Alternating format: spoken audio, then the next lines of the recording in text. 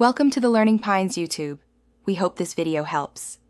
You'll start by syncing the GPU and game to the monitor to stop frames from tearing. Open your GPU control panel and enable VSync or FreeSync depending on your monitor. Once done, set Fortnite's frame rate limit to match your display refresh rate. For example, 144 FPS on a 144 HC panel, and close unnecessary background apps that steal GPU cycles. Make sure your GPU drivers are up to date. Updated drivers often fix timing and tearing issues rapidly.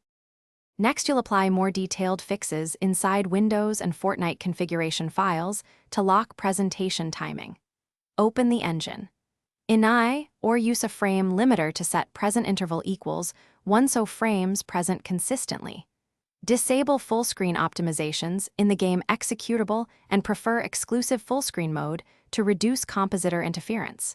If your GPU is the bottleneck, lower render resolution scale to 95-100% or tweak post-processing to maintain steady. To finish, verify the fix by running Fortnite and observing motion. Cap your FPS just under the monitor's refresh rate to see if tearing stops. For instance, set 143 FPS on a 144 HC display and enable adaptive sync if supported.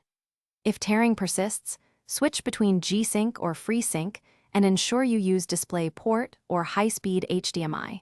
Sometimes cables or modes cause issues. If things still fail, check power plan, GPU temperatures, and try a clean driver install as a final troubleshooting step.